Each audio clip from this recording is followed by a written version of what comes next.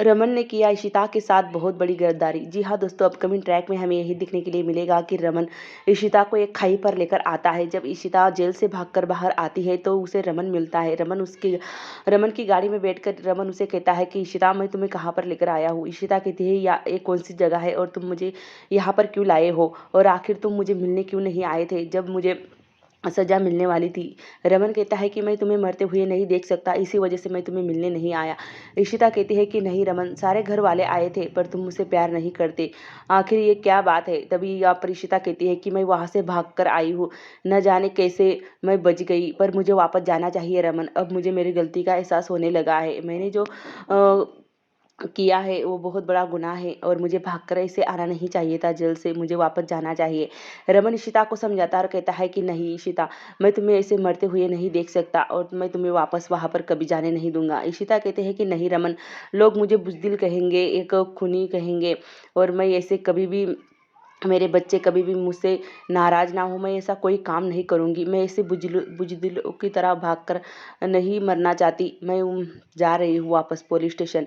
रमन इशिता को समझाता और कहता है कि नहीं इशिता, हमारे बच्चों के लिए तुम्हें वापस नहीं जाना चाहिए। तभी इशिता कहती है कि नहीं रमन, मैं यहाँ से मतलब रमन कहता है कि तुम मरना चाहती हो ना, तो अपने बच्चों के बारे में क्यों नहीं सोचती हो। तो यहाँ पर इशिता कहती है कि मैं मेरे बच्चों के बारे में ही सोच रही हूँ।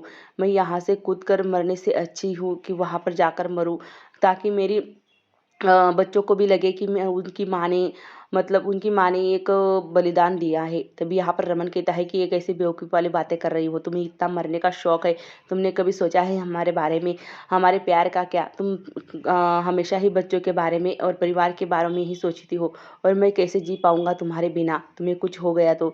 इशिता कहती है कि रमन, तुम ऐसी बहकी बहकी बातें क्यों कर रहे हो आज अचानक, तुम्हें हो क्या गया है रमन, तुम इतने स्वार्थी तो नहीं हो सकते हैं ना, हो सकते हो ना। तभी यहाँ पर रमन कहता है कि हाँ हूँ मैं स्वार्थी, और तू भी, वो भी तुम्हारे लिए। इशिता कहती है कि आखिर तुम चाहते क्या हो। रमन कहता है कि तुम्हें इतना मरने का शौक है ना, तुम्हें इस दुनिया से जाने का शौक है ना, तो तुम्हारी इच्छा भी मैं पूरी कर देता हूँ। यहाँ पर इशिता कहती है कि रमन शट अप, ये तुम क्या कह रहे हो, मैं यहाँ से क्यों कूदूं। रमन कहता है कि तुम यहाँ से कूद जाओ खाई से, तुम्हें इतना मरने का शौक है तो। इशिता कहती है कि नहीं रमन, तुम ये क्या कर रहे हो, मैं यहाँ पर मरने से अच्छा है मैं वहाँ जाकर मरूं, ताकि बुज़दिल तो नहीं कहलाऊं। यहाँ पर मुझे पुलिस जगह जगह ढूंढ रही है। रमन इशिता को धक्का देता है पर इशिता का हाथ पकड़ लेता है और कहता है कि देखो खाई कितनी गहरी है, तुम्हें यहाँ से धक्का दे दो तो किसी को पता भी नहीं चलेगा कि तुम कहाँ पर हो। यहाँ पर इशिता कहती है कि रमन, मैं तुम्हें समझ नहीं पाई। तभी यहाँ पर रमन कहता है कि अब सारी उम्र समझते ही रहना मुझे, क्योंकि मैंने तुम यहाँ से धक्का दे रहा हूँ। यहाँ पर इशिता रमन रमन कहती है, पर रमन इशिता से कहता है कि तुम्हें मरने का बहुत शौक है ना, तो जाओ हमेशा हमेशा के लिए मेरी ज़िंदगी से। आखिर तुम्हें बच्चे और परिवार की एक बहू और एक माँ बनने का बहुत शौक है, कभी पत्नी बनने का तुम्हें शौक चढ़ा ही नहीं, तो जाओ यहाँ से। रमन धीरे धीरे इशिता का हाथ अपने हाथों से छुड़वाता है, और इशिता एकदम से हैरान हो जाती है कि रमन अचानक से बदल कैसे गया और ये क्या चाहता है, और मुझे मारने क्यों चाहता है। यहाँ पर रमन कहता है कि अलविदा इशिता, अब हमेशा के लिए तुम भगवान के पास जा रही हो। यहाँ पर इशिता का हाथ छोड़ देता है रमन, पर इशिता एकदम से ही रमन की तरफ देखने लगती है और ये सोचती है कि ये वही इंसान है क्या जो मुझसे बहुत ज़्यादा प्यार करता था, सबसे ज़्यादा मुझसे प्यार करता था और मेरे बिना एक पल भी नहीं रह सकता था।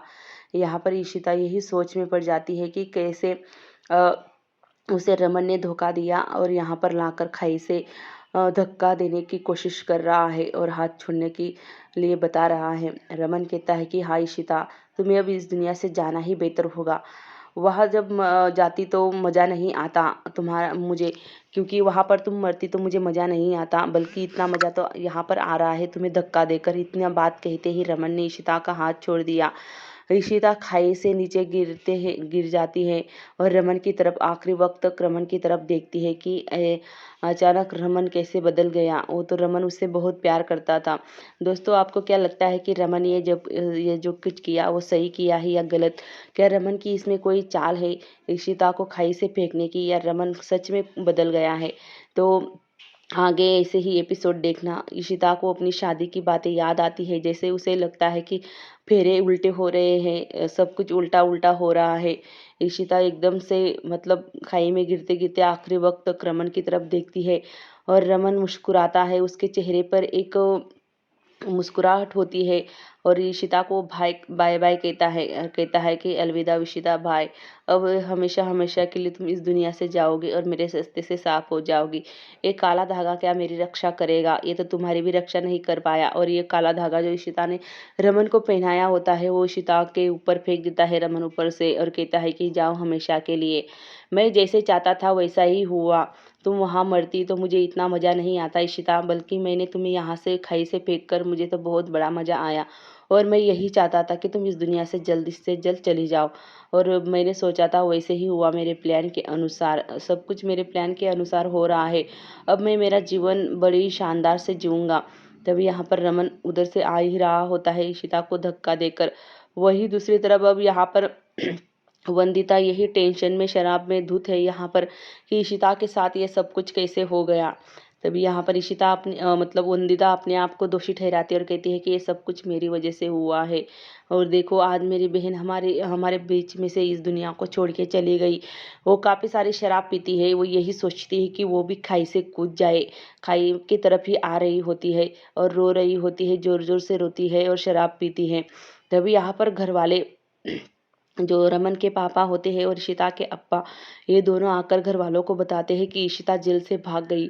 ना जाने कैसे फंदा लूज हो गया लो तो और वो बचकर वहाँ से भाग निकली। अब यहाँ पर घर वाले कहते हैं कि पर इशिता जाएगी तो कहाँ जाएगी, वो तो घर पे नहीं आई है, हमारी बच्ची ठीक तो होगी ना। तभी यहाँ पर सारिका होती है जो बातें सुनती है सबकी और सोचती है कि ये इशिता तो वहाँ से भाग गई, अब मुझे ये खबर अशोक को बतानी ही होगी।